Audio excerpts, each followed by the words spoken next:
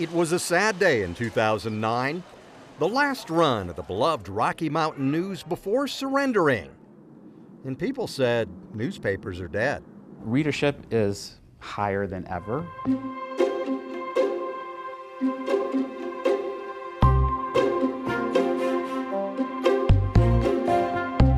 No one reads an actual newspaper, they insisted. Everyone is online. There are some newspapers in recent years that either have come back to life, have gone out of business and come back, or just kind of started up out of the blue. We hear it all the time. I get my news from Facebook and TikTok. Why should I read a newspaper? We're a watchdog. We're not an attack dog. We're not out just looking to get anybody. We're not a lap dog. We're not just laying on the lap to just tell you how pretty everything is. Well, we're a watchdog. We're watching. And when we need to, we bark.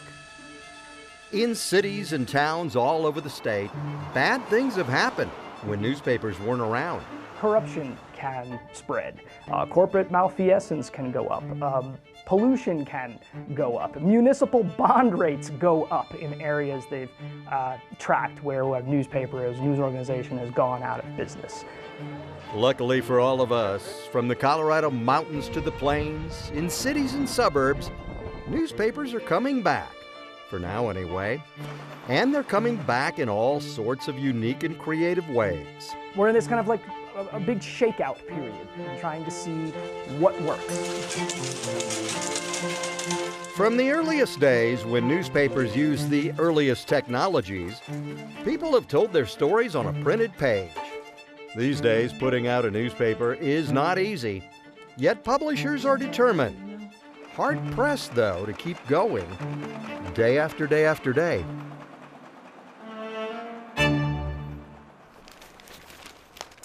Hi, everyone. I'm Gary Shapiro.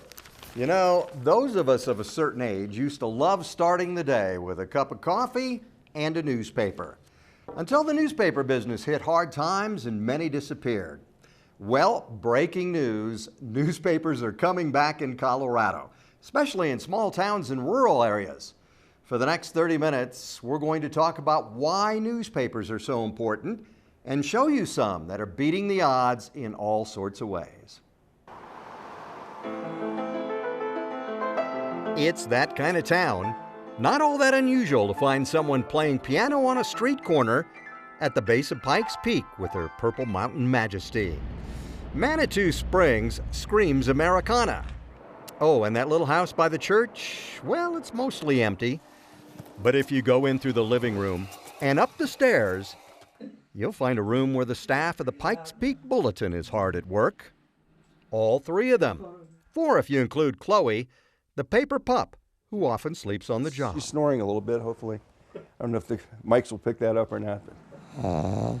Aside from Chloe's apparent indifference, these people stepped in to fill a void when the old newspaper, which had been around in various forms since 1918, went out of business. Lynn Edinger Harwell is the publisher. I've never been involved with running a newspaper before as a publisher, or any other than just being a reader and supporter of it. On the other hand, reporter and editor Rhonda Van Pelt has worked for newspapers most of her adult life. She knows the business. She knows the news. I love doing this job. Sometimes it's very hard and frustrating and stressful, but this community is just amazing. The third non-mascot employee I tried to give a little creativity to it is Charles Edinger, and to make it look aesthetically pleasing. Lynn's brother-in-law and the graphic designer. While the paper is put out on his computer, it's not only put out digitally, but also in paper form weekly. Circulation is now approaching 6,000 copies a week, printed in Denver and distributed between Old Colorado City and Woodland Park. They still can go to our website, they go to our Facebook page and get links to feature stories, or they can page through the whole paper online. But that paper in your hands, there is just nothing like it. The comeback of the Bulletin may be a creative model for others. It's a nonprofit, something Edinger Harwell does know about. Editorial, we can't really comment or support politically, which is fine. We can still report both sides. The paper is funded by a mix of grants, philanthropy, and subscriptions. It reports news people need to know, news from the police beat, the schools, city government, and sports. Features a lot of news people just want to know, like how's the $4.75 million renovation going at the old Carnegie Library. A library staffer told me, "Thanks for being on our side."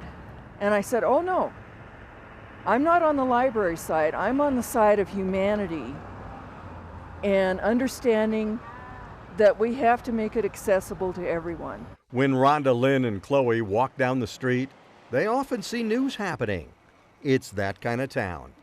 And they're proud that now there's a way to let everyone know about it. Americana at its best.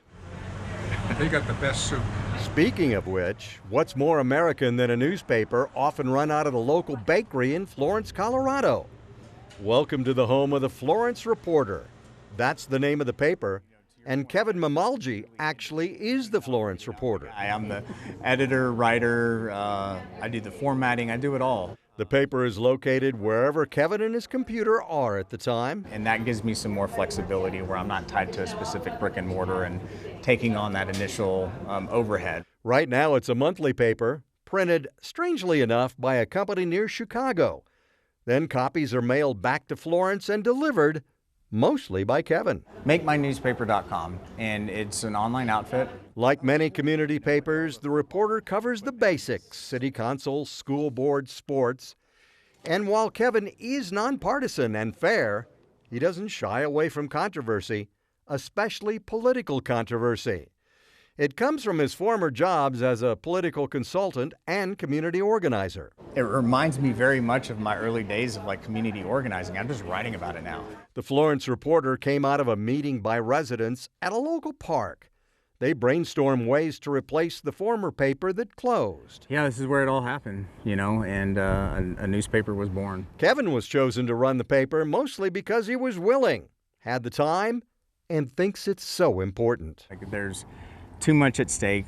It's too important to kind of just, walk away. And so I'm stuck. I'm stuck, So yeah, but I'm glad.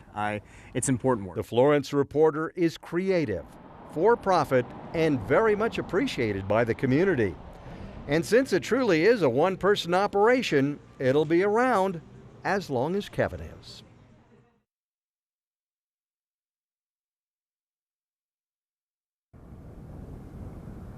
In the high country of the San Luis Valley, in the little hamlet of Saguache, is a building on Main Street that is jam-packed full of old stuff, including something special that you don't see every day except in museums. It is a working 19th century printing press called a linotype. It's made up of chains, levers, gears, and springs, rattling, grinding, and plugging away. Dean Coombs runs it, pecking away on a keyboard that would make most millennials scratch their heads. His family bought this printing press new in 1921 for $6,000. It was invented in 1886. Metal type, letters if you will, are set by the machine in the order that Dean wants. It's archaic, not very efficient, and the fact that it even works today is somewhat of a miracle. Sometimes it'll just go along, you won't have any problem. And that's when you wonder what's going on. Dean thinks this is one of two operating linotypes in the world. The other, he says, he is somewhere in France. He keeps it going using spare parts he's picked up through the years from similar presses now retired. One time I bought 4,200 pounds of parts. They may not even be parts that fit my machine, but oh man, do I have parts, The two linotypes Dean owns are used to put out the Saguache Crescent, a newspaper launched in 1882 and purchased by his grandparents in 1917. Old family photos document how the paper has been run by 3 generations of the Coombs family. Dean actually started working there when he was 12. And that hippie-looking young man leaning on the building, that was Dean, just a few years back. People say, well, you must love what you do. Well, I don't hate it. And there's a tremendous emotional attachment to the paper.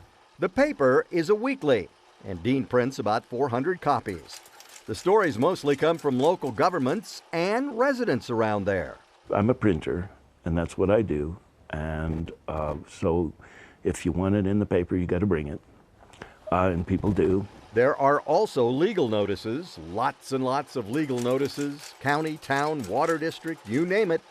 The newspaper office is crammed with mementos and pictures and old papers, along with file cards for everyone who has subscribed over the years.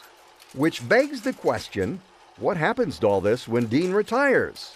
He's 70 now. I get that question almost endlessly, and I answer that question kind of like parents talking to their children. I say, well, we'll see. You know, and that is the truth. I don't know. Dean, as you can tell, is not big on change. So until he decides to retire, the Crescent will keep chugging along just like the linotype that it's printed on.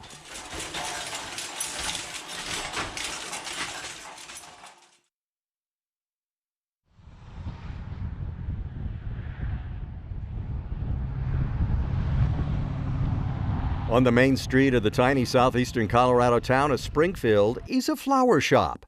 Oh, that was for Tammy yesterday.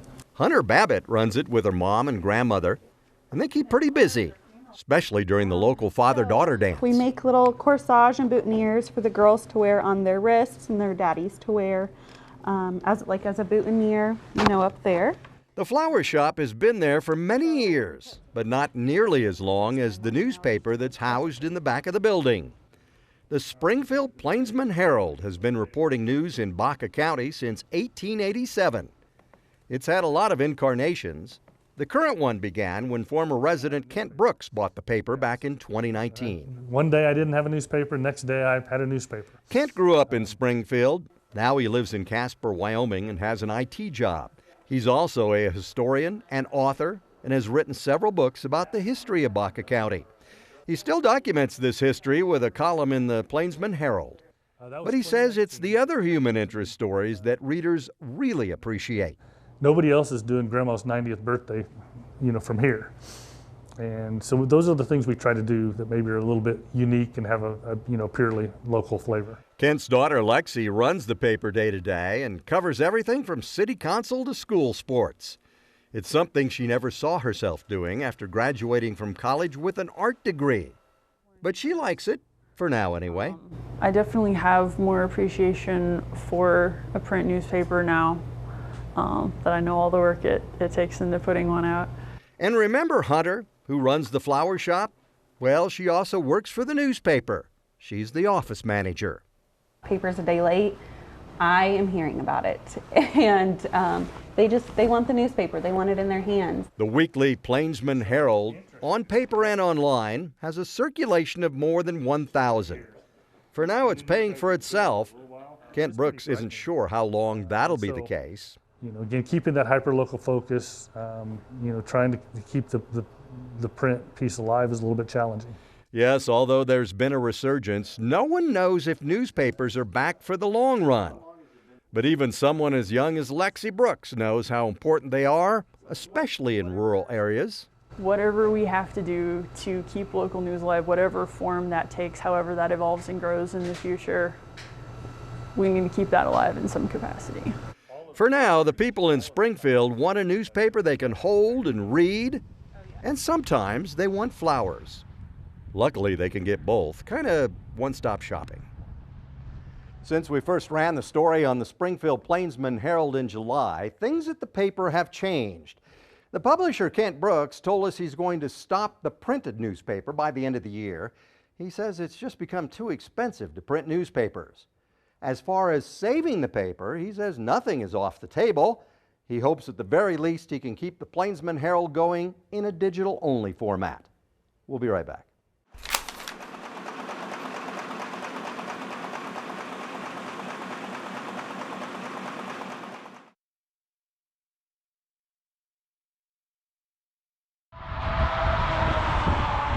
When you drive out of Springfield, Colorado, and head east a couple of hours, you can wind up in Liberal, Kansas. It is the home of the Liberal Leader and Times newspaper. The printing plant there also prints the Springfield Plainsman Herald and 19 other papers from 4 states. Since a printing press in Pueblo recently closed, this is the only one so many small papers can rely on. It is literally an oasis in a news desert. Earl Watts runs the paper in Liberal and the printing press that goes with it. I don't run in fear from the other means of distribution, but someone has still got to collect information about Liberal, Kansas. Someone has still got to collect information about Hugoton, about Johnson, about Beaver, about Elkhart, Eads. Every one of these places, someone has got to care enough to keep those people informed about what's happening in their town. As long as people want that, we'll be here. The paper in Liberal covers the news people in that community want and need. It still has classified ads and advertising, but Watts says what really makes it successful is the people who buy it and read it. The best phone calls we get is an upset customer who says, I didn't get my paper. The best part of that sentence is, I didn't get my paper, because they own it. It's their paper. Watts thinks newspapers like his are part of the fabric of the community. So important. Papers are a way to make sure government, schools, and people are on the up and up. When you lose that, we've lost a part of the soul of this country, because the only way a democracy or republic can survive is an informed electorate. The founders said it, Thomas Jefferson said it, and he hated papers. Tim Reagan Porter, the CEO of the Colorado Press Association, knows a lot of people are skeptical of the media these days, but he says surveys show reading a local paper is a little different. I might not trust the media. I might even trust Colorado media.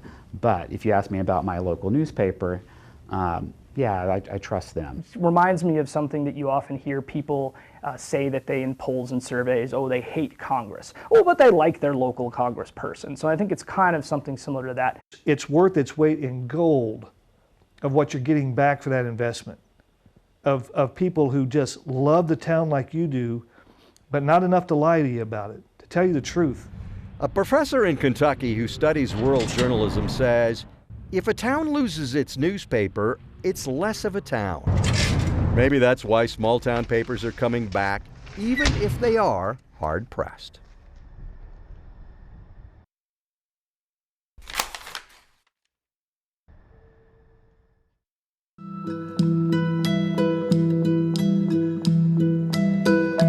There are newspapers all over Colorado coming back, surviving, thriving. But it hasn't been easy. Some surveys show across the country over the past 2 decades, more than 2,200 weekly papers have closed down, mostly due to costs, including print, delivery, and staffing. In Colorado, 52 newspapers have gone out of business over the last decade, but some of those are coming back. There are a lot of things going on in newspapers in Colorado. It's one of the more collaborative ecosystems in the country. And so they're collaborating on the journalism they're doing, but they're increasingly working together to help figure out the money problem. Although some Colorado papers are now printed in Kansas and others by the Denver Post, it can be expensive. Help is on the way. A new printing press is being built in Denver by the National Trust for Local News, which owns the Colorado Community Media. It produces 24 suburban papers around Denver. This press should be operational later this summer and will be an option for other smaller papers that took a hit when the press in Pueblo closed. So everyone was kind of in this boat of scrambling, costs increasing, having to print out of state in some cases, truck it back in, mail it back in, all of that. The owner of the press, the National Trust, is a nonprofit that was able to raise nearly $900,000 in grant funding and donations. But the demand for it remains. There's a lot of people who really like to have that printed product delivered to their doorsteps, mailboxes, all of that. And so we continue to see strong demand. And so our feeling is, as long as the demand is there, we should be able to provide our products in the different ways that people want them. But what about the future? Will all the creative attempts to keep newspapers going be sustainable? Journalism professor Corey Hutchins says since local papers are so important, he wouldn't be surprised if someone figures out a way to make them government-supported. He doesn't think it would be like the fox guarding the hen house. There are smart people that can think about ways in which you can put up the guardrails that uphold the First Amendment and that would protect a news organization from government influence. Is there a way to somehow get sustainable funding through more public support? Yes, newspapers have come a long way from the linotype days, except in Saguache, of course. There's no doubt they've been hard-pressed to survive. And to keep it alive, it'll all come down to you and I and others who want to know the news. Local news is super important. We're here for you. We're part of your community. We need your support to continue doing the work we do. And we want to, again, deliver it in the ways you want. You want to get a printed newspaper? That's why we're doing a project like this. It's up to the public. It's up to these communities. Do they want to be informed? Do they want the information that these people are working so hard to give them?